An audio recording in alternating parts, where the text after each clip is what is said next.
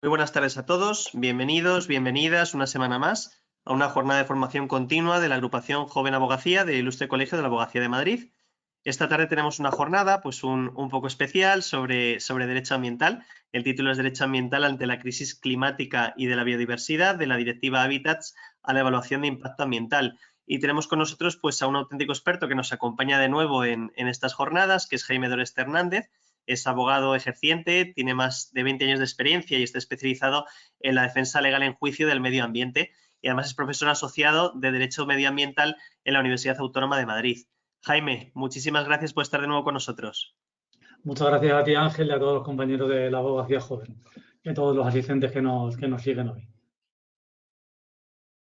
Bueno, ¿qué tal, compañeros y compañeras? Para mí es un gusto el participar en esta sesión formativa y poder compartir con vosotros al final lo poco que sé, porque ya sabéis que lo único que sabemos es que no sabemos nada y que nuestra realidad, nuestro mundo es cambiante e inmutable, y sobre todo la del derecho, ¿no? Que nos obliga a estar permanentemente estudiando y actualizándonos. El derecho ambiental es además una de estas nuevas modalidades jurídicas, una nueva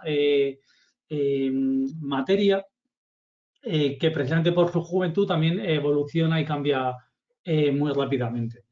Como ya hace un par de años se me pidió también que hiciera una sesión parecida a esta, es decir, de tipo introductorio del derecho ambiental, esta vez quise aterrizarla un poco más en algunos instrumentos jurídicos concretos. Evidentemente me vais a tener que perdonar por la velocidad a la que tengo que hacer la presentación, porque sí que creo que es más entretenido, más divertido y más útil que luego podamos intercambiar pareceres, experiencias o resolver dudas. Y además, digamos, también quiero disculparme de antemano por el espigueo de instrumentos jurídicos de los que voy a hablar, porque, como bien dice el título de la jornada, pese a que intento abarcar de un plumazo, o explicar que el derecho enfrenta como realidad civilizatoria la cuestión de la crisis de biodiversidad y la crisis climática, a la hora de la verdad solo vamos a referirnos a dos instrumentos jurídicos muy concretos, ¿no? Que es la protección de la Red Natura 2000, el invento comunitario, que ahora veremos exactamente qué es, y la evaluación de impacto ambiental como instrumento jurídico por excelencia en la tramitación de autorizaciones, de proyectos y actividades en nuestro ordenamiento jurídico. Es materialmente imposible poder ver siquiera a abuela pluma más instrumentos jurídicos en profundidad y, de hecho, cada uno de estos temas da para un máster, ¿no? Específico, ¿no? Con lo cual, bueno, pues con estas salvedades y con el disclaimer por delante, pues quería plantear esa situación. A ver. Vale.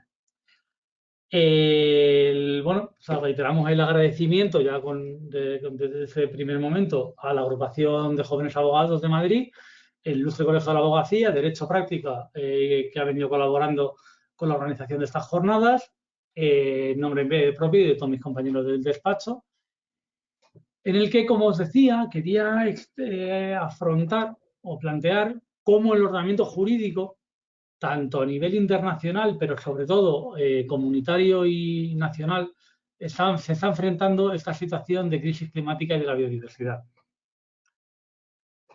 Ya no se habla o ya no nos referimos simplemente, entre comillas, al cambio climático, porque se considera, no por los juristas ni por los activistas, sino por la propia comunidad científica, que el nivel de desequilibrio climático que la contaminación de origen antropogénico en la atmósfera está provocando, permite hablar ya no de un mero cambio en los patrones climáticos, sino la verdadera crisis en los patrones meteorológicos. Sabéis que la diferencia entre el tiempo y el clima es que hablamos de patrones repetidos con patrones de comparación a años vista, ¿no?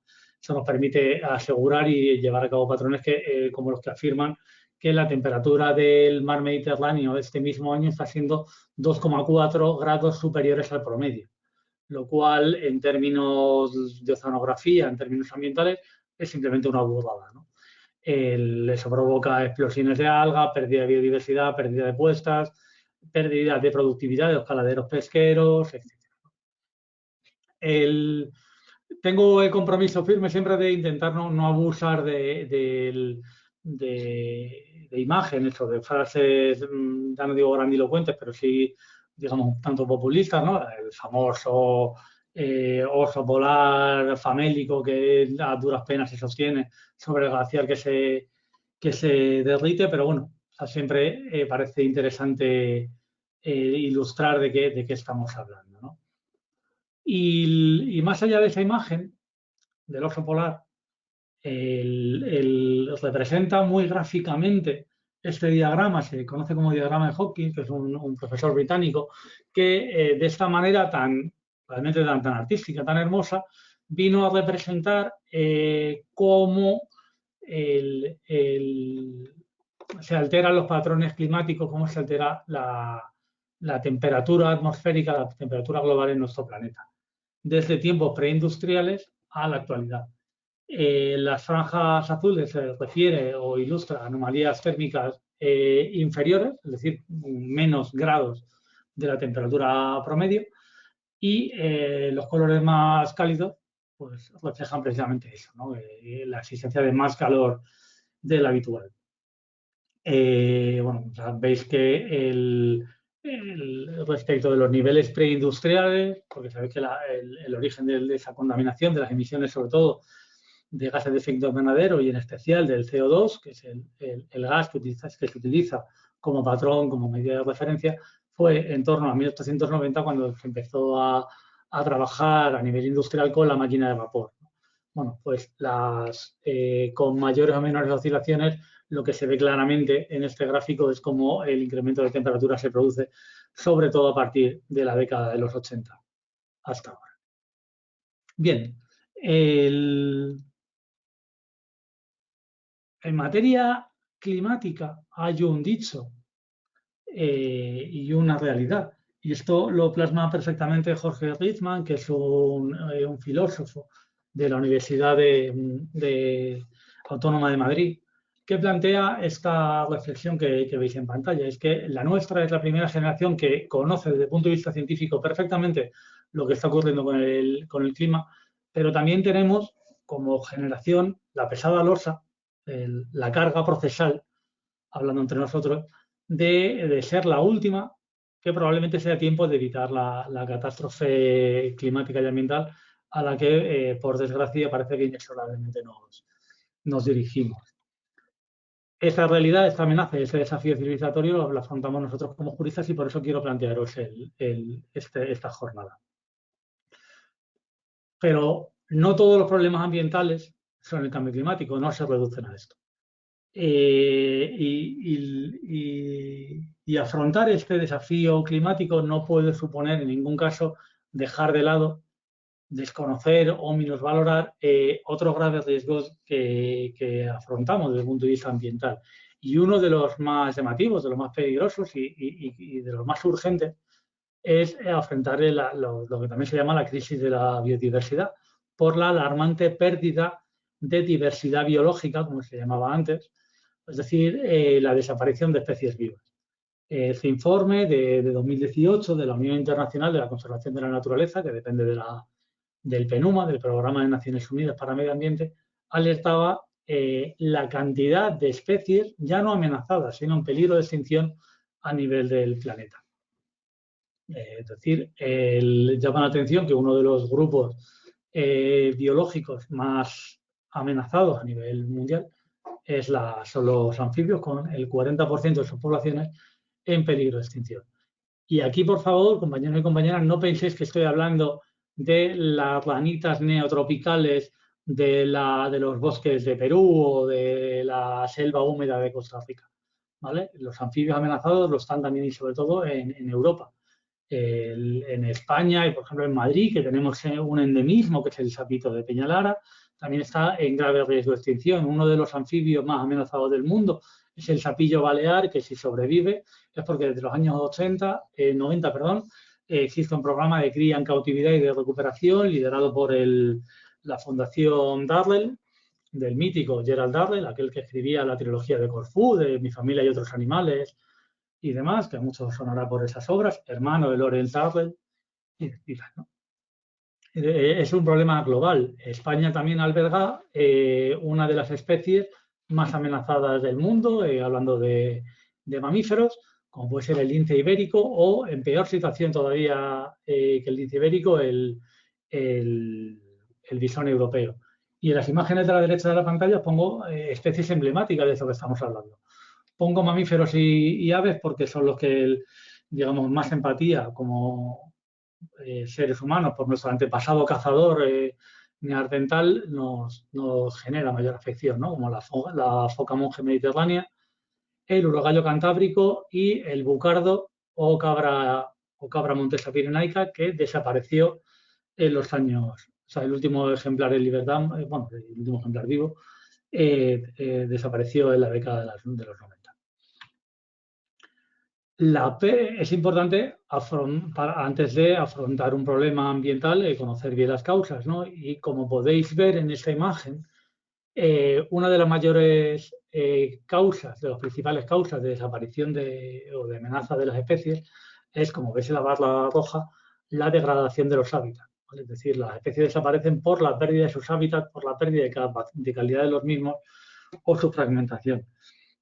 También por su persecución directa o por causas relativas a la competición con especies invasoras. A poco que tengamos oídos, oiremos cómo se habla cada vez más de la amenaza de las especies exóticas invasoras, de las cuales nos podemos referir desde el mosquito tigre, ¿vale? El caracol manzana, las cotorras argentinas que tanto nos amenizan, digamos, de manera sarcástica, los entornos urbanos, a otras especies como el mapache, que es una especie muy simpática, pero al final termina siendo competidora, o el bisón americano, que es un serio competidor del bisón europeo y lo está llevando prácticamente a la extinción, ¿no? Bien. Que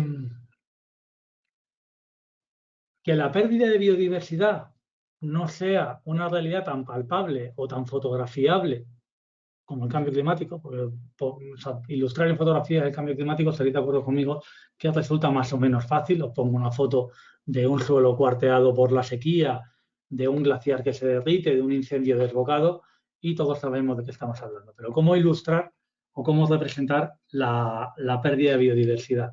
Pues es complicado, porque la biodiversidad, al igual que el medio ambiente, con sus amenazas, lo tenemos que imaginar como una telaraña a la cual le vamos cortando hilos. Que al principio no pasará nada, pero llega un momento que has cortado un hilo como tantos otros que has cortado y se desmorona como un castillo de naipes. Se hace difícil, como os digo, representar gráficamente la pérdida de biodiversidad, porque más que una imagen, yo lo veo más como un vacío, pero un vacío además que se oye, un vacío que grita. Como no oímos, por ejemplo, oímos cada vez menos el canto de los grillos, o si vamos al campo ya no oímos prácticamente ranas, ¿no? Cuando era una realidad atronadora, sobre todo en primavera con las primeras lluvias, ¿no? Los pájaros cada vez menos. Es que, o sea, quiero que os seáis conscientes de que una especie tan común como el gorrión doméstico, el passer doméstico, es el gorrión común que vemos por nuestras calles, desde los años 90 hasta ahora ha sufrido una reducción de más del 45% de su población en España. Con lo cual, esta crisis que os digo de la biodiversidad es una realidad muy, muy palpable, ¿no? Y quizás si hubiera que ilustrarla de alguna manera, y esto me sirve para ir adelantando lo que luego veremos, acerca también del poder innovador que tiene el ordenamiento jurídico y el mundo del derecho, es las fotografías tremendas que nos ofrece los reiterados colapsos que sufre, o sea, colapsos sistémicos o colapsos biológicos que viene sufriendo el Mar Menor en la última década, ¿no? Fruto, esto es una realidad multicausal, tiene que ver con los vertidos humanos, tiene que ver con la sobreexplotación agrícola, tiene que ver con la temperatura del agua, tiene que ver con la carga orgánica, tiene que ver también con especies exóticas invasoras, porque este cangrejo azul que veis aquí es una especie exótica de origen norteamericano, etc. Y quería compartir también con vosotros una reflexión acerca de, por supuesto, como juristas tenemos que apostar por las soluciones de carácter jurídico, porque si no, además, o sea, si no está sustentado por el ordenamiento jurídico, cualquiera de los remedios que impongamos se basa en el mero voluntarismo y no tiene ese carácter sistémico de las soluciones jurídicas. Esta fotografía, porque el fin de semana pasado estuve con mis hijos en el Museo Nacional de Ciencias Naturales y había un expositor referido a este bicho que veis en la fotografía, que es el lobo marsupial, el lobo de Tasmania o tilacino, como lo queréis llamar. Bueno, una de las cuestiones que planteo en la universidad cuando hablo del derecho ambiental es hablar de un derecho con una eficacia más limitada, cuando no más que cuestionable. ¿Vale? Abordar la gráfica que hemos dicho antes sobre el cambio climático, y aquí tengo que recordar que llevamos 40 años con negociaciones climáticas desde el año 92 y desde luego desde que nos sentamos todos los estados de la ONU a tomar medidas sobre el cambio climático, la situación no para de empeorar y agravar, ¿no? Con este bicho pasó algo parecido. Fijaros, el ejemplar que tenéis en la fotografía tenía nombre, era Benjamín, fue capturado en el año 1933, cuando ya la desaparición de la especie parecía inexorable en libertad, y tristemente murió 3 años después, está la fecha apuntada, el 8 de septiembre de 1936, y se da la trágica coincidencia de que tan solo 59 días antes había sido declarado oficialmente por el gobierno de Tasmania como especie protegida. Bueno, pues la criatura murió y desapareció de la faz de la Tierra sin, sin enterarse de que había sido formalmente protegida. Esa declaración, con todo el carácter jurídico que tiene, además, de la protección, pues no sirvió para salvar. Se requiere mucho más que pronunciamientos jurídicos. Y bueno, pasando de las musas al teatro, y como juristas que somos, tenemos que ver cómo los principales instrumentos del ordenamiento jurídico recogen esta protección del medio ambiente. Y estaremos de acuerdo con todas y todos que la cúspide del ordenamiento jurídico español es nuestra Constitución de 1978, que en el artículo 45 reconoce, en los términos que veis en la pantalla, a todos y todas el derecho a disfrutar de un medio ambiente adecuado para el desarrollo de la persona. Como sabéis, se ubica en el capítulo tercero del título primero, con lo cual, bajo ningún concepto, el ordenamiento jurídico le reconoce a este pronunciamiento el carácter de derecho fundamental. Se engloba en el capítulo tercero, que recoge los principios rectores de la política social y económica, y eso condiciona su peso jurídico. Desde luego, la protección del medio ambiente es un valor consagrado y protegido, garantizado constitucionalmente, pero no tiene la fuerza y la protección de los derechos fundamentales, que son aquellos del capítulo segundo del mismo título primero. Pero en todo caso, pese a estar dentro de este capítulo tercero, y por tanto ser a priori un principio rector de la política social y económica, lo cierto y verdad es que el enunciado del artículo no ofrece discurso jurídico ninguno. Todos tienen derecho a disfrutar de un medio ambiente adecuado.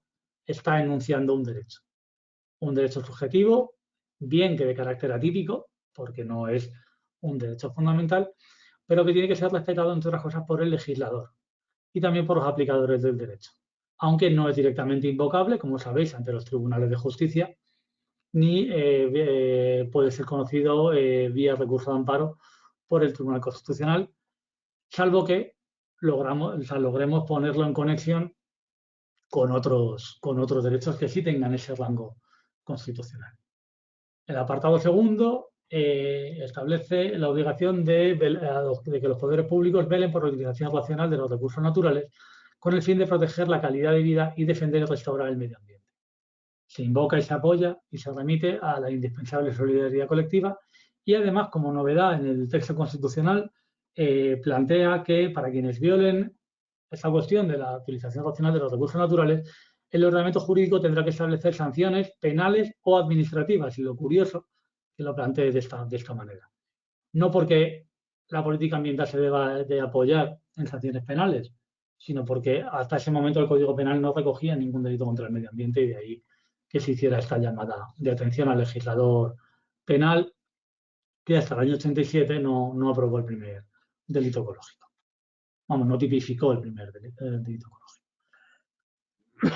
La Constitución española es hija de su tiempo, a finales de los años 70, y se veía influenciada por declaraciones precedentes, todas ellas fruto de la toma de conciencia ambiental de finales de los años 60, el mayo del 68, el movimiento hippie y demás, que tuvo también una fuerte componente política y demás. Es muy famosa, muy conocida en materia ambiental, dos declaraciones, la Declaración de Estocolmo sobre el Medio Humano del año 72 y la Declaración de Río de Janeiro del año 92 sobre medio ambiente y desarrollo. En el año 72 se reconocía que el hombre tiene el derecho fundamental a la libertad, igualdad y disfrute de condiciones de vida adecuadas en un medio de calidad que le permita llevar una vida digna y gozar de bienestar.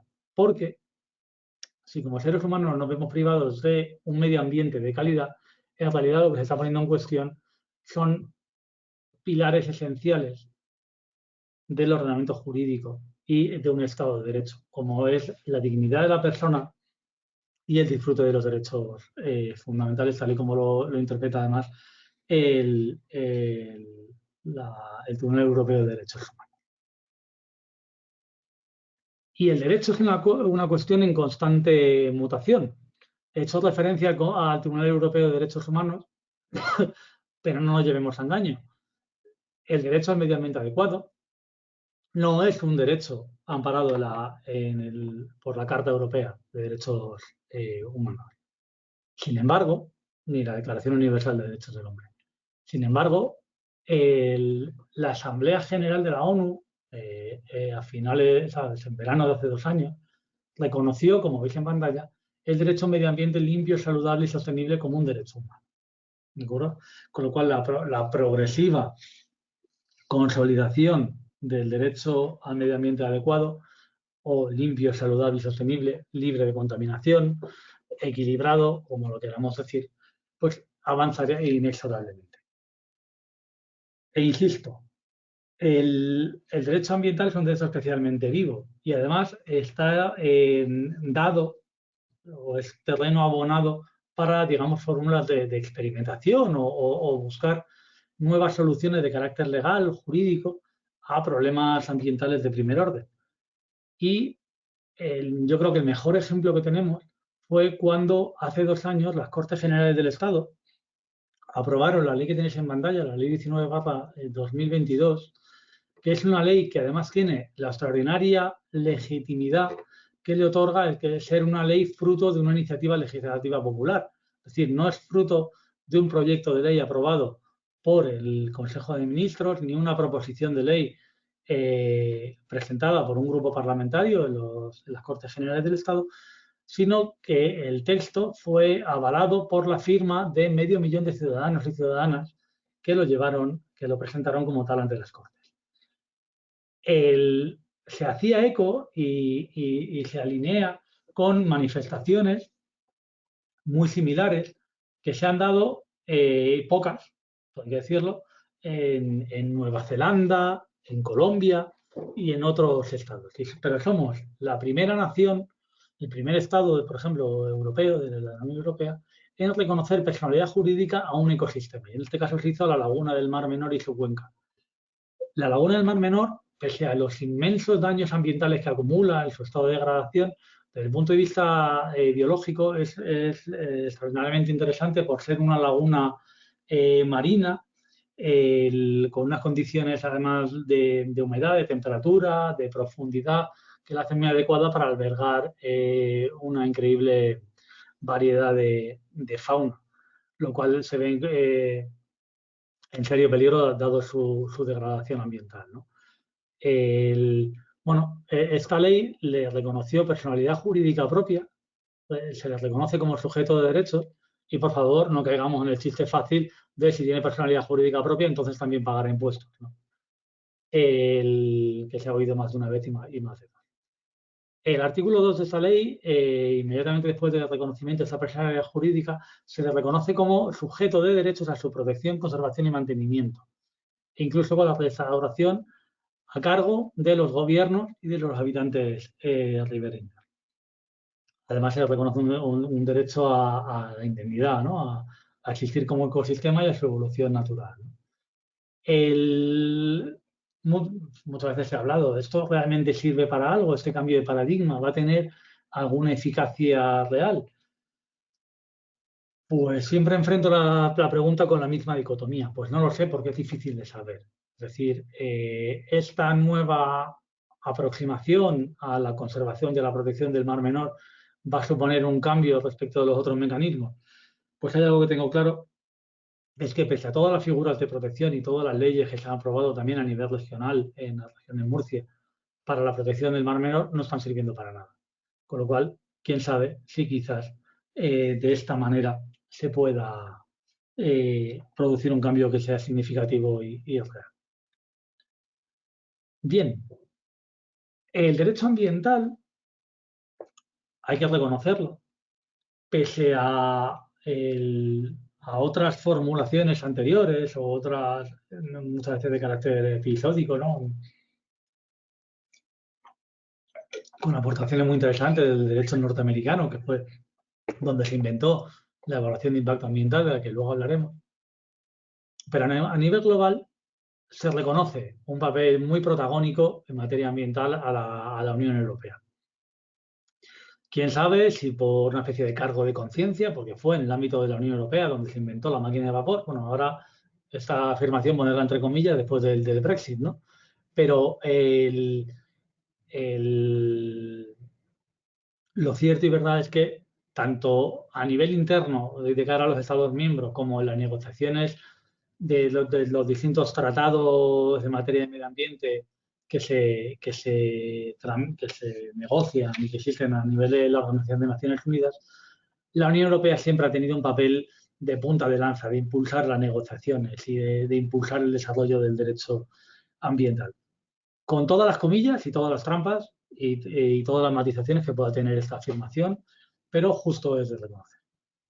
Bueno, pues en los tratados, en el derecho originario de la Unión Europea, es decir, aquel formado por los tratados constitutivos, y en este caso me refiero al Tratado de la Unión Europea y el Tratado de Funcionamiento, ya se reconocen expresas manifestaciones del que ponen de relieve el papel nuclear que tiene o debiera tener el derecho de medio ambiente dentro de la política y la arquitectura jurídica de la Unión Europea, cuando se dice que el que debe de apostar y trabajar por el desarrollo sostenible en Europa y alcanzar un elevado nivel de protección ambiental y de mejora de la calidad del medio ambiente. Además, el Tratado de Funcionamiento recuerda una cuestión que para los que nos dedicamos al derecho ambiental lo tenemos muy claro. Es la necesidad de que el derecho ambiental, las políticas ambientales, no sean, digamos, islas o estrellas que brillan solas en el firmamento, ¿no? Sino que sean políticas y normativas que se integren en el conjunto de políticas de la Unión y de los Estados miembros, lo que se llama la integración de la variable ambiental en la toma de decisiones, sobre la que posteriormente volveremos. La Unión Europea trabaja en una variedad de campos abrumadora en materia ambiental que ni siquiera voy a enumerar a grosso modo porque resultaría abrumadora. Pero sí quiero dejar dicho una cosa, y es que salvo quizás en materia de restauración minera, donde efectivamente sabéis que los mineros y los que se dedican al derecho a la minería siempre presumen, y tienen razón para hacerlo, que las primeras normas ambientales se aplicaron a la minería en España. Y efectivamente había un Real Decreto en el año 84 que hablaba de la restauración de los espacios naturales afectados por la minería. Anteriormente, en el año 64, desde el año 64, teníamos en España el conocido RAMIMP, el Reglamento de Actividades Molestas, Insalubres, Nocivas y Peligrosas, que establecían los procedimientos fijando en qué condiciones y en qué ubicaciones se podrían instalar actividades que pudieran considerarse de esta naturaleza. En España tenemos también una categoría jurídica propia, absolutamente, que esto sí que es una excepción ibérica, porque únicamente nosotros lo protegemos y garantizamos a nivel mundial, que son las vías pecuarias, que son aquellas rutas por las que transcurrían desde la época de las mestas, es decir, estamos hablando desde el siglo XV, recorrían la península ibérica de norte a sur para facilitar el trasiego, la transhumancia de las cabañas ganaderas de los pastos de invierno a los pastos del sur. Estos terrenos, actual más de 14.000 kilómetros en España, están integrados en una red de vías pecuarias declarada en virtud de la ley de vías pecuarias del año 95 como dominio público viario o pecuario, del cual son titulares las comunidades autónomas. Salvo estas tres excepciones, podemos decir que el resto de normativa en materia ambiental en España tienen origen directo o indirecto en la transposición y la incorporación del derecho comunitario a nuestro ordenamiento jurídico interno. Pero de puertas para adentro, ¿cómo nos guisamos esta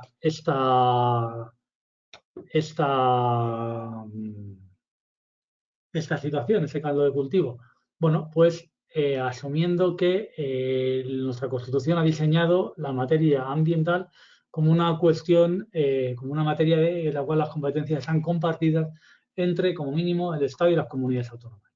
Sabéis que también los ayuntamientos tienen importantes competencias en materia de medio ambiente, ¿vale? Limpieza viaria, gestión de residuos, pero también sabemos que la Constitución española únicamente garantiza la autonomía municipal y deja y fía a la legislación de desarrollo la concreción de las concretas competencias municipales en las distintas materias. Pero sí que delimita la Constitución española, los artículos 148 y 149, las competencias entre Estado y comunidades autónomas. Para no aburriros, centraremos el tiro en que en el artículo 149, 1.23 se atribuye al Estado la competencia para dictar la legislación básica en materia de medio ambiente. A partir de ahí, el resto de competencias serían autonómicas, es decir, el desarrollo autonómico de la legislación estatal básica, que opera como un mínimo común denominador, un mínimo común de protección a nivel estatal, que puede ser superado, ese umbral de protección ambiental, por las comunidades autónomas, pero nunca reducido, ¿vale? En cuyo caso estaríamos hablando de un supuesto de inconstitucionalidad inmediata que permitiría al Tribunal Constitucional expulsar esa norma del ordenamiento jurídico a través de ya sea un recurso de constitucionalidad, ya sea una cuestión de inconstitucionalidad o una autocuestión de constitucionalidad. Y también está en manos de las comunidades autónomas la ejecución y la gestión ambiental. Es decir, en materia ambiental, salvo por cuestiones conexas con otros títulos competenciales, el Estado no tendría competencias en materia de medio ambiente, ¿vale? Dicho de otra manera, son las comunidades autónomas las que tienen la inmensa mayoría de las competencias en materia de medio ambiente. Pintado de otra manera, con otros colores, aquí tendríamos el cuadro que les insisto mucho, por ejemplo, a los alumnos, esto cae en el examen seguro, ¿no? Hay que tenerlo muy claro. En todo caso, al final, como os decía antes, terminan siendo muchos factores, pero yo creo que la imagen de la pantalla es clara que el grueso de las competencias van a ser, sobre todo, de las autonómicas, de las comunidades autónomas. Os decía antes, a modo de disclaimer, que hay una ingente cantidad de legislación ambiental. El número de normas ambientales ya se escapa a toda posibilidad de conocimiento humano, sobre todo si a la legislación estatal básica le vamos a sumar la comunitaria, los tratados internacionales o las que dictan las 17 comunidades autónomas en legítimo ejercicio de sus competencias. Así que para evitar que los árboles nos impidan ver el bosque, vamos a centrarnos en dos de los instrumentos más importantes con los que contamos para afrontar desde el punto de vista legal la crisis ambiental y ecológica de la que hablaba al principio, que va a ser la evaluación de impacto ambiental y la Red Natura 2000. La evaluación de impacto ambiental es un invento, un procedimiento Porque una evaluación de impacto ambiental, vamos a adelantarlo y que nos quede claro, no es más que un procedimiento. Porque no es una norma que establezca obligaciones concretas a operadores jurídicos ni prohibiciones. Lo que impone es un modo de hacer, un modo de llevar a cabo. Lo que plantea es que antes de aprobar determinados proyectos que por su relevancia puede tener importantes impactos o efectos ambientales adversos, antes de llevarlo a cabo, vamos a identificar esos impactos ambientales y para decidir si merece la pena, entre comillas, llevar a cabo ese procedimiento y en qué condiciones, en todo caso. La primera formulación de este instrumento tuvo lugar en la National Environmental Protection Act de Estados Unidos, que dijo que los proyectos de financiación federal tenían que someterse a este procedimiento, ¿no? Posteriormente, la propia declaración de la Cumbre de la Tierra de Río de Janeiro del año 92, en el principio 15º, dijo que a nivel nacional se debe emprender una evaluación de impacto ambiental frente a los proyectos que puedan tener mayores repercusiones. En el año 85, la Unión Europea aprobó su primera directiva de evaluación de impacto ambiental, que se vio plasmado en el Real Decreto ya derogado 1382/86, que fue de aquella atacada monumental de legislación que hubo de aprobar el Estado español con motivo de su ingreso en la Unión Europea, vamos, en las entonces comunidades europeas, para adaptar el acervo comunitario al ordenamiento jurídico interno. Desde el año 86, por tanto, tenemos una normativa nacional en materia de evaluación de impacto ambiental que, como veis en esta diapositiva, también viene de la transposición de las directivas comunitarias. Por cierto, se evalúan proyectos y programas, proyectos y actividades, como os he dicho antes. Pensemos en fábricas, pensemos en centrales térmicas, pensemos en transformaciones de regadío que superen determinadas dimensiones, pero también planes y programas, ¿vale? Y por excelencia, planes sometidos a evaluación de impacto ambiental, estaríamos hablando porque también lo dice la Ley del Suelo en el artículo 15, del texto respondido de la Ley del Suelo y Rehabilitación Urbana, los planes de ordenación urbanística, ya sea como se llame en cada una de las 17 legislaciones de suelo que tenemos en nuestro país. También planes como los planes hidrológicos, etc. De manera que se anticipa la introducción de esta variable ambiental que os decía antes. ¿Para qué sirve la evaluación de impacto ambiental? Pues para facilitar la toma de decisiones desde un punto de vista informada a los operadores jurídicos, para integrar, como os decía antes, la variable ambiental en la toma de decisiones y para prevenir los daños ambientales. ¿Vale? Rige, por tanto, en derecho ambiental ese principio también de más vale prevenir que curar, que decían nuestras madres cuando nos veía que salíamos a la calle en pantalones cortos y camiseta, aunque nevara en el exterior.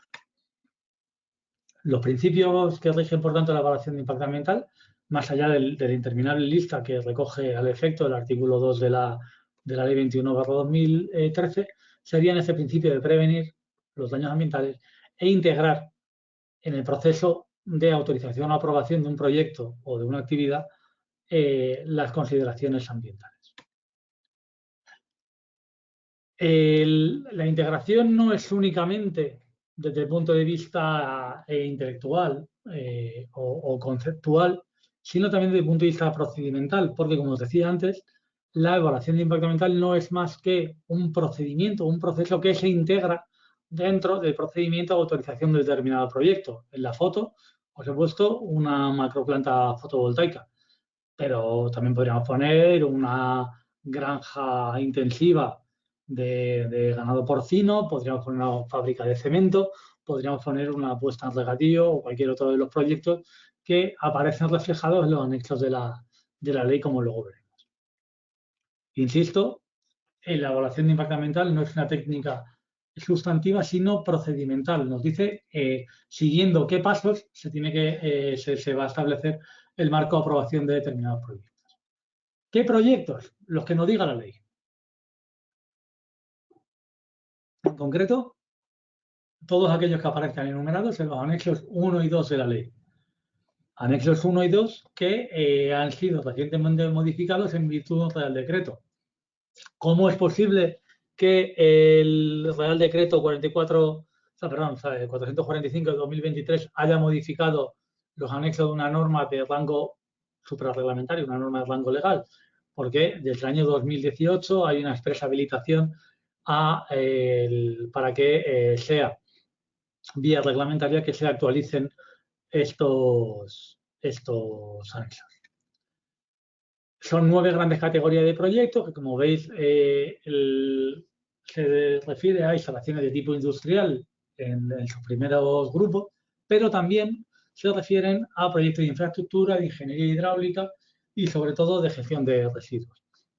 En la categoría otros proyectos nos encontramos con, por ejemplo, proyectos de transformación de uso del suelo, cambios de uso del suelo, puestas en regadío, etcétera.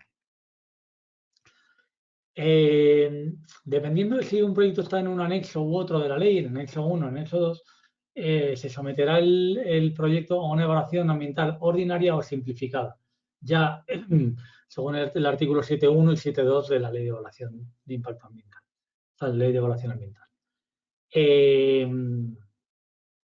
Ni que decir tiene que el propio nombre nos da la pista, es mucho más garantista, mucho más riguroso y, por tanto, más complejo también desde el punto de vista burocrático o procedimental, una evaluación de impacto ambiental ordinaria que la simplificada, ¿de acuerdo? Por eso los proyectos que están en el anexo 1 son proyectos que, por su propia naturaleza, van a tener mucha más entidad que los del anexo 1.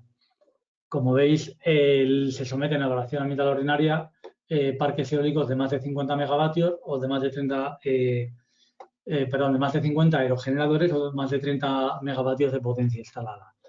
Proyectos que no alcancen esos umbrales se van a someter a evaluación ambiental simplificada. Si se desarrollan dentro de espacios naturales protegidos, la Red Natura 2000, de la que hablaremos luego, en todo caso se someterán a evaluación ambiental ordinaria.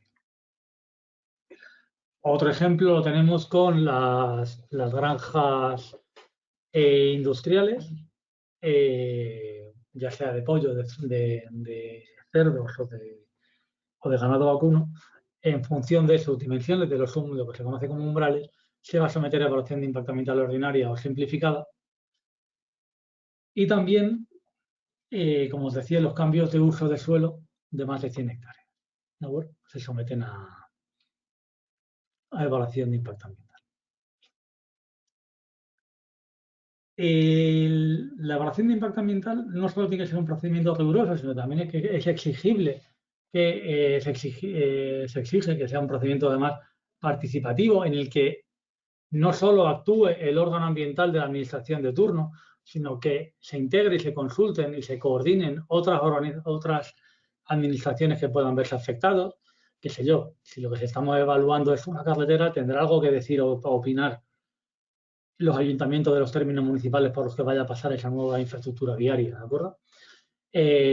Al igual que administraciones no estrictamente ambientales, como puede ser la Dirección General de Patrimonio Histórico, que pueda tener conocimiento de la existencia de yacimientos o recursos paisajísticos de relevancia que estén protegidos o que haya que tener en cuenta en este procedimiento de evaluación.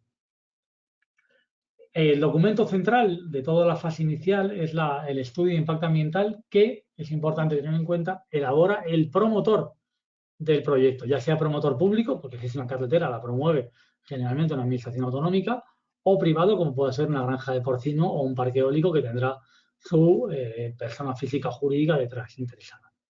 ¿Vale? Es el promotor quien elabora el estudio de impacto ambiental en el que se tiene que llevar a cabo una identificación, por supuesto, una descripción de la actividad, una identificación precisa de los impactos ambientales que va a tener, una cuantificación rigurosa y una previsión de medidas que se van a adoptar para evitar, y si no se puede, minimizar o reducir esos impactos ambientales.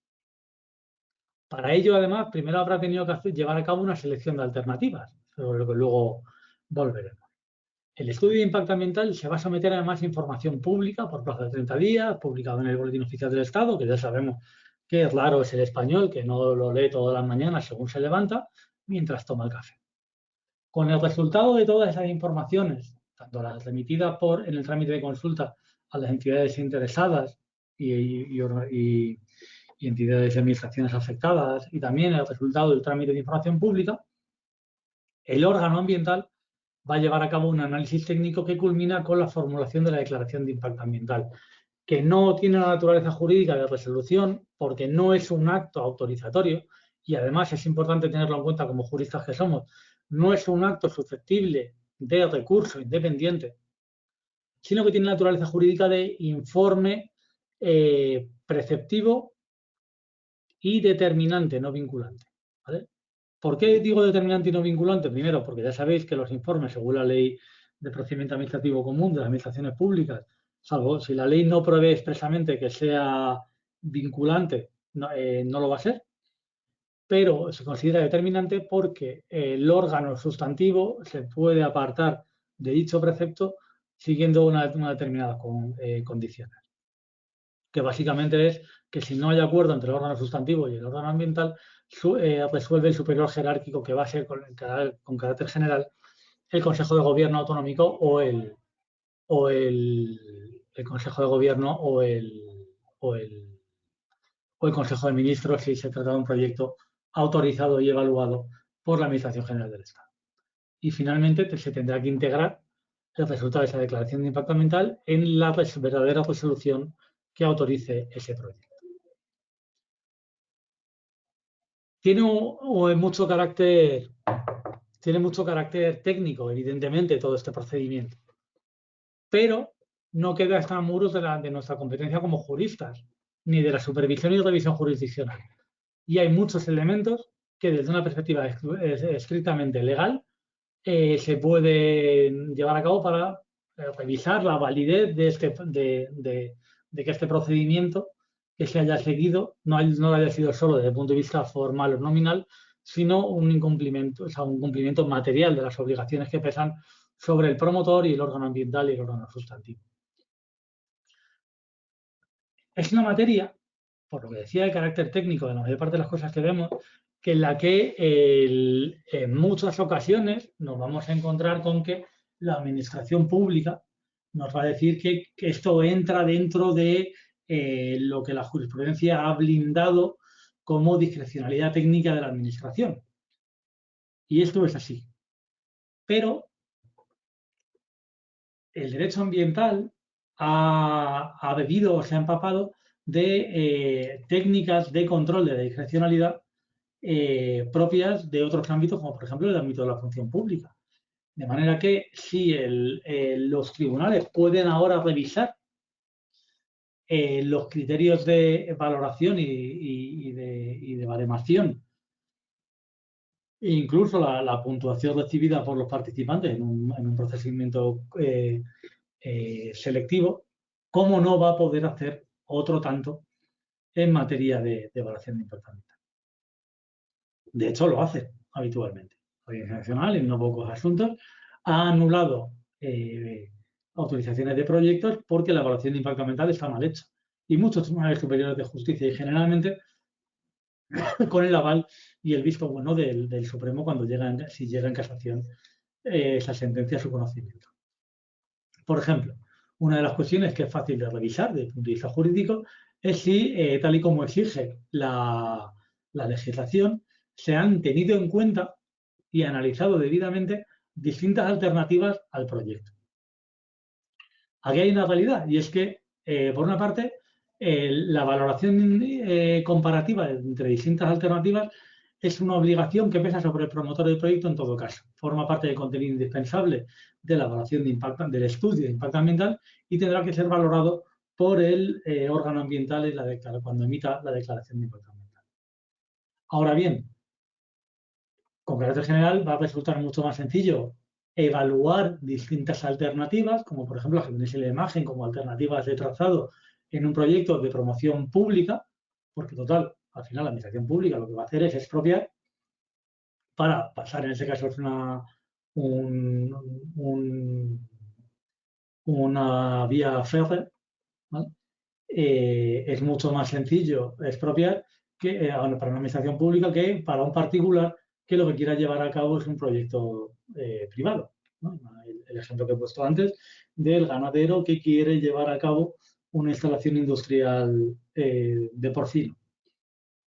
Bueno, aquí las alternativas se van a ver limitadas porque la parcela es la que tiene, pero aún así dentro de la parcela van a existir distintas alternativas de ubicación dentro de la misma, de diseño, de soluciones técnicas para los distintos impactos ambientales, etcétera. Con lo cual, la alternativa siempre tiene que haber. Y aparte, la ley prevé que tengan que ser alternativas técnicas y ambientalmente viables. No vale decir formalmente que se van a tener en cuenta alternativas que se van a descartar de primera mano porque no sirven para la finalidad perseguida del proyecto. Y esto se puede llevar a cabo su revisión por parte de la Administración de Justicia, ¿vale? De los tribunales de justicia. No hace muchos años yo llevé un procedimiento contra que el objeto era el Plan General de Ordenación Urbana de Pedrezuela y uno de los motivos de nulidad que estimó el Tribunal Superior de Justicia de Madrid fue que las alternativas que decían que habían considerado eran la misma. O sea, eran exactamente iguales. No había diferencias sustanciales más que poco menos que estéticas entre una solución, entre una alternativa y otra, lo cual infringía la ley 21/2013 y por ese motivo, entre otros, se anuló ese planeamiento. Además, otra cuestión muy importante es que si en la evaluación de impacto ambiental, si en el proceso hemos identificado efectos adversos al medio ambiente, si los tenemos identificados, tenemos que prever desde el estudio de impacto ambiental hasta sobre todo la declaración de impacto ambiental, se tienen que prever medidas que permitan evitar, corregir o, en el peor de los casos, compensar esos efectos adversos. Porque de lo que se trata es de conseguir un elevado nivel de protección ambiental. De nada serviría identificar, como ocurrió con el embalse de Mularroya en Aragón, identificar que la ejecución de un embalse iba a tener un impacto crítico e irreversible sobre dos especies gravemente amenazadas, como era en aquel caso, pues estoy hablando, el águila perdicera, águila perdicera o águila de Bonelli, como queramos llamar al bicho, o la nutria europea. Lo que dijo la Audiencia Nacional es que se ha identificado un impacto crítico permanente y irreversible sobre esa especie, sobre esas dos especies que además están amenazadas, es decir, tiene un grave impacto ambiental, al menos sobre estos elementos del medio ambiente, pero ni el estudio de impacto ambiental ni la declaración de impacto ambiental prevén absolutamente ninguna medida para evitar, corregir o compensar ese impacto. Y por tanto, se anuló la resolución de la Dirección General del Agua que aprobó ese proyecto. Nada menos. ¿Vale? Aquí tenéis los tipos de medidas. Las preventivas tienen por finalidad evitar la aparición de efectos ambientales. Las correctoras lo que hacen es corregirlo, atenuarlo. Y las compensatorias es cuando el impacto no se puede corregir, no se puede evitar, pues se compensa poniendo en valor otros elementos del medio ambiente, recuperando ambientalmente otra zona, una laguna, un bosque o lo que sea, ¿no? Remodelaciones, lo que fuera. Bien.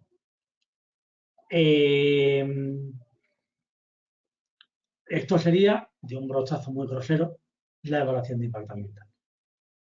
Quiero insistir en una cosa que quizás no lo haya hecho lo suficiente.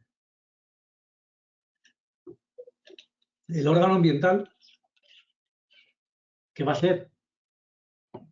venir determinado por la competencia sustantiva para aprobar el proyecto, es decir, si es un proyecto que va a aprobar la Administración General del Estado, como puede ser un embalse, como puede ser cualquier instalación de producción energética de más de 50 megavatios, como puede ser una infraestructura de interés general del Estado, una autovía, una línea férrea. lo va a aprobar ese proyecto la Administración General del Estado. Y, por tanto, en virtud del principio de unidad de administración actuante, del artículo 11 de la Ley 21/2013, será el órgano ambiental de la Administración General del Estado quien lleve a cabo la evaluación de impacto ambiental, ¿vale? Es decir, proyecto que aprueba el Estado es un proyecto que evalúa el Estado. En su contrario, proyecto que aprueba un ayuntamiento o una comunidad autónoma es un proyecto que evalúa la comunidad autónoma en los términos que establezca su legislación de desarrollo.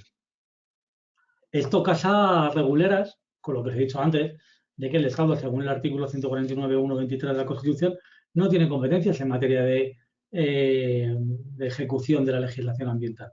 Y eso es cierto.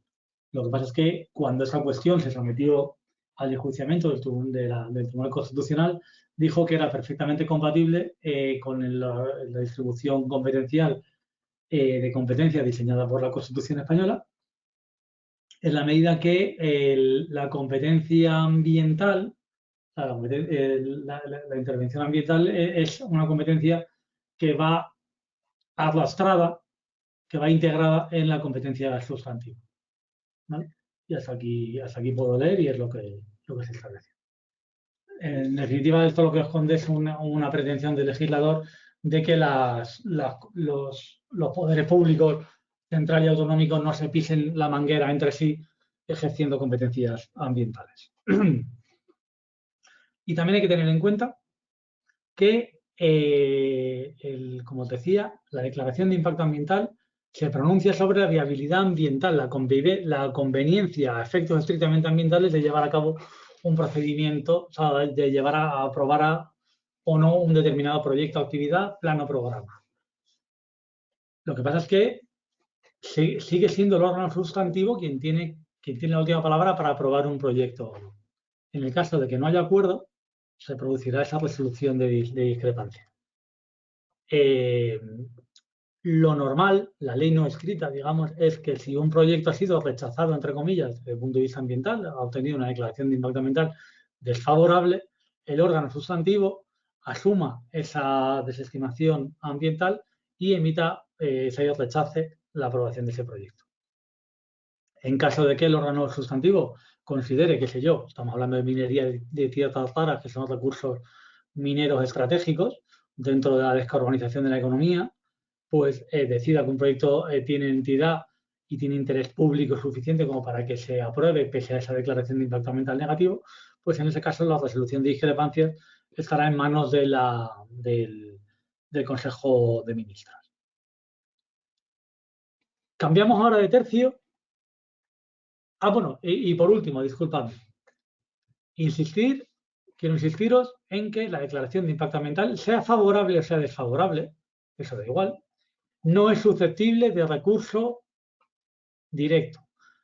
Ya puede decir la mayor burrada del mundo una declaración de impacto ambiental, ¿vale? Que en el patio de vuestra casa hay especies protegidas y que por tanto no podéis llevar a cabo la reforma de vuestro ático, yo qué sé, cualquier chorrada, una barra basada, ¿vale? Pues la declaración de impacto ambiental en ningún caso va a ser objeto de recurso directo. Podréis recurrir la resolución sustantiva, es decir, la denegación de esa licencia de obra, la denegación de la autorización administrativa previa para la instalación de un parque eólico, lo que fuera, la resolución sustantiva que hemos evaluado ambientalmente, basando esa impugnación en fallos metodológicos que tenga la declaración de impacto ambiental, motivos formales o motivos materiales, lo que fuera. ¿Vale? Sabéis que podemos acudir a las técnicas de control de los hechos determinantes, podemos acudir a distintas vías que ofrece la revisión jurisdiccional del control de la discrecionalidad técnica de la Administración. Pero siempre y cuando dirijamos el recurso no a la declaración de impacto ambiental, porque sería un recurso inadmisible, y así os lo va a decir la sala ante la que acudáis, sino contra la autorización sustantiva que ponga fin al procedimiento. Cambiando de tercio, y ahora vamos a hablar estrictamente de biodiversidad, no de medio ambiente en general, que es a lo que se refiere la evaluación de impacto ambiental. La Red Natura 2000 es una red coherente de espacios de conservación en todo el ámbito de la Unión Europea. ¿Vale?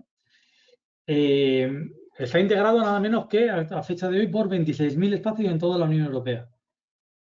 Con un total, lo voy a leer, pero no me quiero equivocar, de más de 1 millón de kilómetros cuadrados, lo cual conforma la mayor red de espacios naturales protegidos de todo el mundo.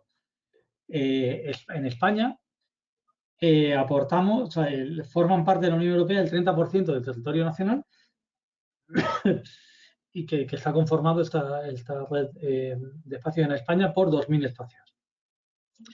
¿Qué espacios conforman la red Natura 2000? Bueno, pues aquí lo primero que tenemos que hacer es olvidarnos de las figuras clásicas de protección de espacios naturales que teníamos en España. Es decir, la red Natura 2000, en principio, no tiene nada que ver con los parques nacionales, no tiene nada que ver con los parques naturales, no tiene nada que ver con las reservas naturales. ¿Por qué? Estos espacios que os acabo de decir se declaran de conformidad con el derecho interno, con la ley de parques nacionales, con la ley, del patrimonio natural y de la biodiversidad, pero no en virtud de la directiva Aves y la directiva Habitat, que son las normas comunitarias al amparo del cual se desarrolla toda esta arquitectura jurídico-ambiental, que es la red Natura 2000. Generalmente, eso sí, va a haber un solapamiento, una coincidencia espacial entre espacios de la red Natura 2000 y espacios naturales protegidos por otras figuras nacionales como las que hemos visto. ¿Vale? Y además es bueno que se solapen y es bueno que sean figuras coordinadas, ¿vale? Que se coordine su nivel de protección a través de sus planes de gestión. La red Natura 2000 tiene un procedimiento de designación de espacios un tanto curioso. Como os he dicho, la red Natura 2000 se declara en espacios en virtud de la directiva Habitat y la directiva Aves. Empezando por esta última, porque la directiva Aves tiene su primera formulación fue en el año 79, como tenéis en la infografía de la pantalla, obliga en su artículo 4 a los Estados miembros, artículo 3, perdón, a designar conforme a criterios estrictamente ornitológicos las mejores zonas de su territorio para la protección en un estado de conservación favorable las especies de aves silvestres presentes en su territorio. Y eran los Estados miembros quienes tenían que declarar esas zonas de especial protección o zonas CEPA. La Comisión Europea, como guardiana de los tratados, estaba muy vigilante con que estas cepas, esta red de cepas designada fuera adecuada. Y de hecho a España la ha llevado varias veces ante el Tribunal de Justicia de la Unión Europea por la insuficiencia de sus declaraciones y demás. Bien, esto en cuanto a las zonas CEPA declaradas en virtud de la directiva Aves. La directiva Habitat lo que prevé es la declaración de otros lugares que se llamaban LIC, lugares de importancia comunitaria, en función de la presencia de hábitat o especies de interés comunitario, que son las que aparecen en los anexos de esta norma.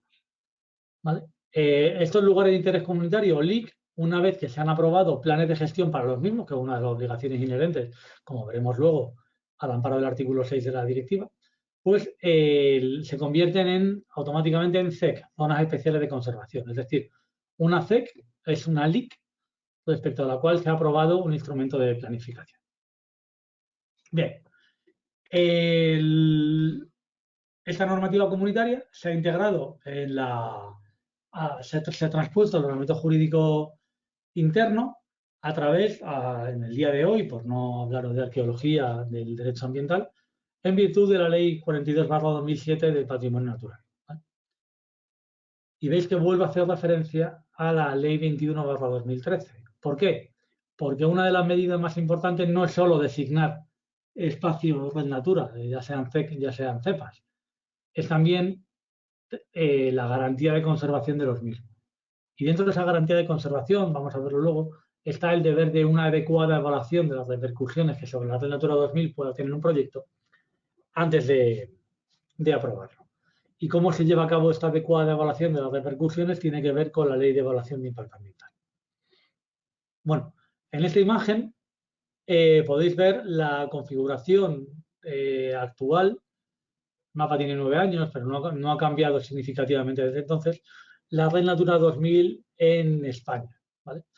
En color rojo son la zona cepa, en color verde claro son los LIC, los lugares de interés comunitario, y en color verde oscuro son aquellos espacios que son simultáneamente cepa, y LIC. ¿De acuerdo? Como veis, es una representación muy notable del territorio español, alcanza ya prácticamente el 30% y implica un cierto y respetable grado de protección para estos espacios. ¿En qué se van a concretar estas medidas de protección? Son las contenidas en el artículo 45 de esta Ley del Patrimonio Natural y de la Biodiversidad y 6 de la Directiva Hábitat. También, por cierto, el artículo 4 de la Directiva Aves establece medidas idénticas.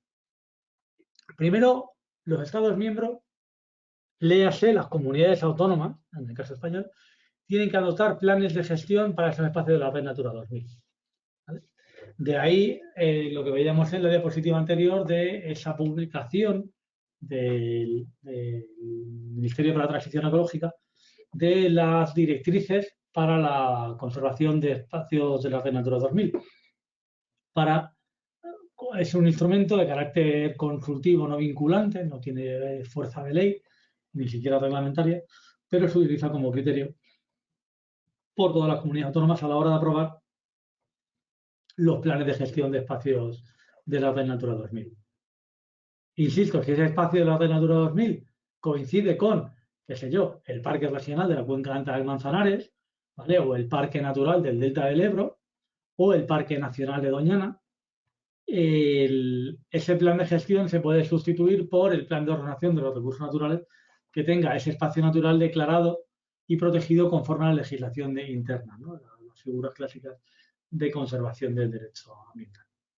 Bien, además de la adopción de medidas de conservación, rige la obligación o principio de no deterioro, es decir, si los Estados miembros han declarado un espacio como zona especial de conservación, pues lo suyo es que garanticen que se conserve, ¿vale? No que asistan impasible a su degradación y deterioro. Y sobre todo, existe la obligación de llevar a cabo una adecuada evaluación de las repercusiones de cualquier plan, programa o proyecto que pueda afectar de manera apreciable a los lugares de la Red Natura 2000. Y hay una retahíla de jurisprudencia interminable, podríamos decir, sobre todo el Tribunal de Justicia de la Unión Europea, que viene a decir que, en resumidas cuentas, esa evaluación adecuada significa que tiene que ser exhaustiva, tiene que ser completa, que no puede presentar lagunas, que tiene que estar realizada en base a la mejor información científica y que tiene que descartar de manera total toda repercusión negativa sobre la Red Natura 2000. En caso contrario, el resultado de esta evaluación será negativa y aquí sí que esa evaluación negativa sí que excluye automáticamente que se pueda llevar a cabo ese proyecto en ese lugar. ¿De acuerdo? Ahora lo veremos con un poco más de detalle. Es el artículo 6 de la Directiva Hábitat que ha dado lugar a ríos de tinta. En los años finales de los 90, la propia Comisión Europea publicó este documento orientativo para la aplicación de estas disposiciones del artículo 6 en este procedimiento de adecuada evaluación. Por cierto, insisto, porque esto además ha llevado, es un argumento que se ha manejado y yo he manejado reiteradamente, se trata de proyectos o programas o planes que puedan afectar de manera apreciable a la Red Natura 2000, independientemente de que se ubiquen dentro de la Red Natura 2000 o cerca. ¿Vale? Puede ocurrir que un proyecto colindante o más o menos distante pueda afectar a la Red Natura 2000. No se trata exclusivamente de que sean proyectos dentro de la Red Natura 2000. ¿De acuerdo? Esta adecuada evaluación de las repercusiones sobre la Red Natura 2000 se parece, pero no es igual a la de la Directiva de Evaluación de Impacto Ambiental. ¿Vale? ¿Por qué? Bueno, tenemos las tres grandes diferencias, ¿no? En primer lugar, ya os he dicho que a evaluación de impacto ambiental sometemos los proyectos que están en los anexos. A la adecuada evaluación de las repercusiones sobre la red Natura 2000 sometemos cualquier proyecto, plano o programa que pueda afectar de manera apreciable, sea cual sea. Hay una sentencia que a los juristas nos causa mucha gracia, que del Tribunal de Justicia de la Unión Europea, resolviendo la cuestión perjudicial, que dijo que un proyecto consistente en la recogida mecánica anual, periódica, de berberechos en unas playas de Países Bajos, constituye un proyecto a los efectos de la Directiva Hábitat, que además no se puede descartar a priori que pueda afectar a la Red Natura 2000 y que por tanto hay que someterlo a la adecuada evaluación de sus repercusiones sobre el medio ambiente. ¿Vale? Además, la evaluación de impacto ambiental, como segunda diferencia, se evalúa todas las repercusiones ambientales que tenga ese proyecto, incluido, qué sé yo, emisiones de gases de efecto invernadero o afecciones al patrimonio histórico, incluso a la salud de las personas. En esa adecuada evaluación de las repercusiones sobre la Red Natura 2000, únicamente nos vamos a centrar sobre las repercusiones a los objetivos de conservación de los concretos espacios de la Red Natura 2000 que se trate. ¿De acuerdo? Y por último, como ya os he dicho antes, el órgano sustantivo puede decidir aprobar, pese a una declaración de impacto ambiental negativa, un proyecto. Pero eso nunca podría ocurrir con una evaluación de impacto ambiental negativa en el caso de la Red Natura 2000. ¿Vale? Salvo que se trate, existan intereses públicos de primer orden, se comunique tal circunstancia a la Comisión Europea y se establezcan medidas compensatorias para la Red Natura 2000. ¿Vale? Aquí tenemos las referencias de lo que os he comentado. Y la remisión que hacíamos anteriormente a efectos de la adecuada evaluación de las repercusiones de la Red Natura 2000 se vehicula, como veis, a través de la Ley 21/2013, en la que hemos hablado antes, que dice que, como mínimo, o sea, que esta adecuada evaluación de las repercusiones ambientales se lleva a cabo a través de los procedimientos de evaluación de impacto ambiental.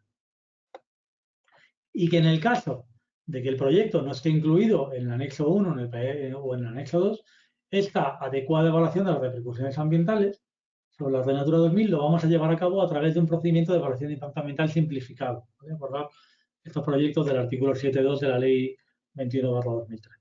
¿Vale? Ya voy concluyendo y refiriendo lo que veis aquí que escribió José Roberto de Castro.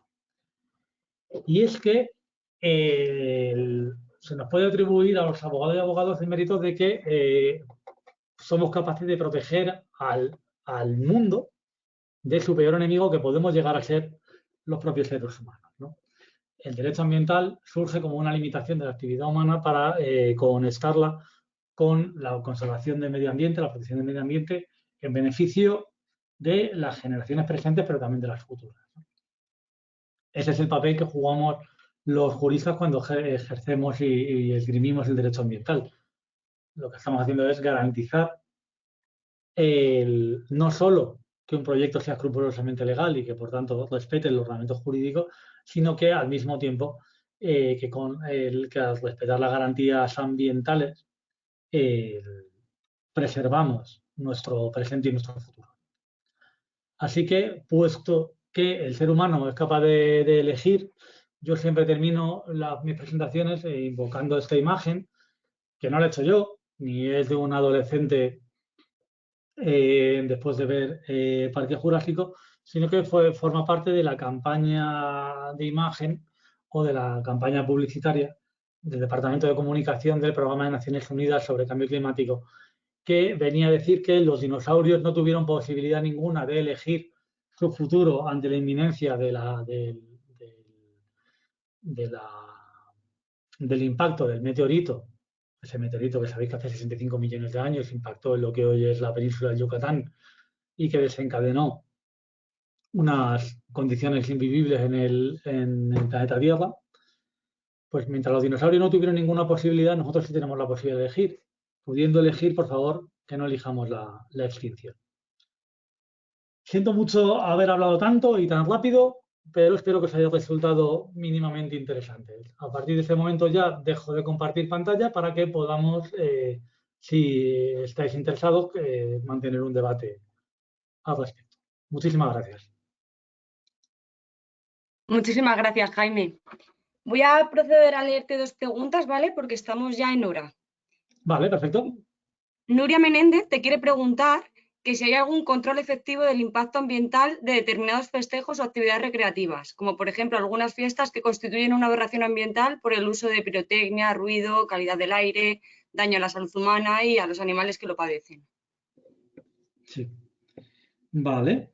Bueno, a ver, este tipo de circunstancias, salvo en aquellos supuestos en los que pueda haber una afección a la Red Natura 2000, en los términos que decía antes, ¿vale? Imaginemos que esa pirotecnia se va a llevar a cabo en un espacio natural protegido, una zona cepa de esteparias en la que haya, lo que sea, mutardas, fisones o lo que sea.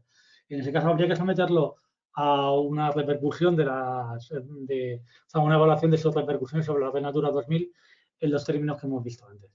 Pero fuera de esos supuestos, aquí estamos hablando de competencias en materia de medio ambiente urbano y eso está sometido a un control municipal bastante estricto.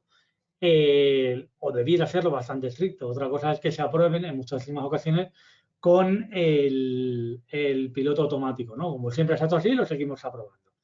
En materia de ruido, por ejemplo, que es una legislación muy poderosa para llevar a cabo control de este tipo de actividades, pues nos vamos a encontrar con que la celebración de festejos en el interior de cascos urbanos supone un automático incumplimiento de los objetivos de calidad acústica, ¿no? Y una superación de los niveles máximos de emisión y de emisión permitidos. Lo cual obliga a los ayuntamientos a emitir excepciones de carácter temporal, que sé yo, el Ayuntamiento de Madrid lo tiene que hacer tiene que emitir esas excepciones para autorizar la mayor parte de los festejos de la Semana del Orgullo o la cabalgata de los Reyes Magos, ¿no? O los desfiles militares.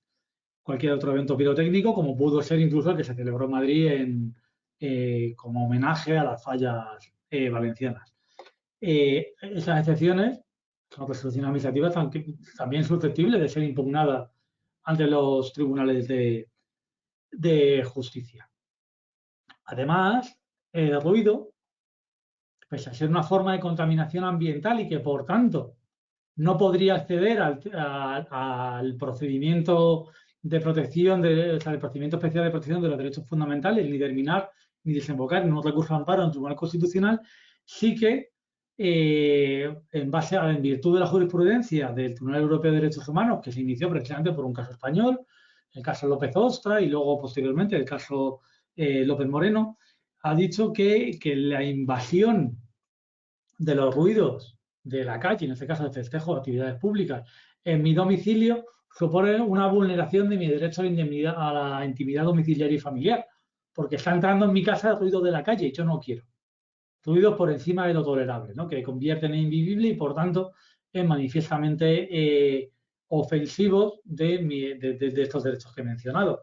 Y no hay pocos ejemplos en la jurisprudencia de festejos populares que se han tenido que cambiar de ubicación. ¿Vale? El Carnaval de Santa Cruz de Tenerife ya, debido a acciones legales emprendidas por vecinos gravemente afectados, se ha tenido que cambiar de ubicación, ¿no? Es decir, el derecho sigue brindándonos herramientas para este tipo de celebraciones como las que nos dices.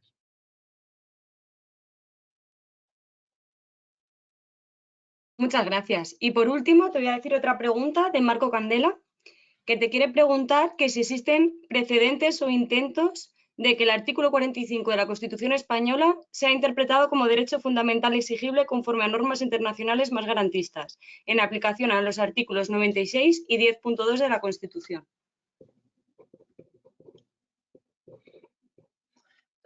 Efectivamente, compañeros, según refieres, o sea, el artículo 96 de la Constitución y el 10.2 nos imponen la interpretación de los derechos y libertades fundamentales y de todo el catálogo de derechos del título primero de la Constitución conforme a los tratados internacionales ratificados por España.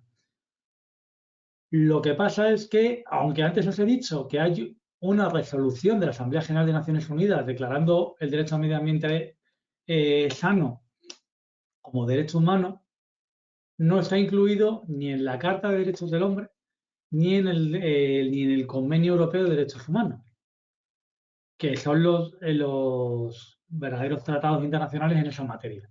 Con lo cual, ni por esas podríamos invocar el derecho al medio ambiente adecuado como un derecho fundamental a estos efectos. Lo que sí que hay es muchos precedentes, y te acabo de mencionar dos, el caso López Ostra, y la jurisprudencia en materia de medio ambiente del Tribunal Europeo de Derechos Humanos, que ha sacado recientemente una publicación magnífica que sistematiza su doctrina al respecto, lo hace, pero lo hace, es decir, eleva el grado de protección o eleva de grado la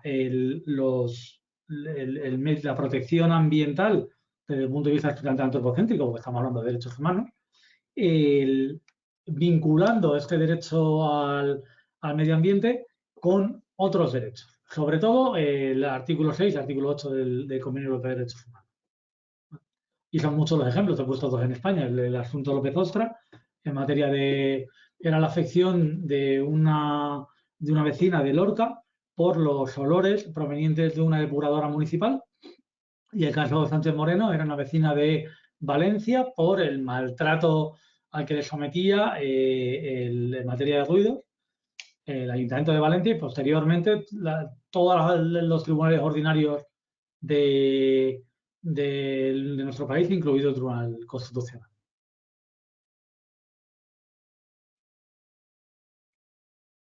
Pues eso es todo. Muchísimas gracias, Jaime. Muchas gracias a todas vosotras, y una vez más lamento haberme extendido en el tiempo, pero bueno, o sea, me pierde el entusiasmo en estas cosas. No hay problema, muchas gracias. Y espero veros pronto. Igualmente. Hasta luego, muchas gracias.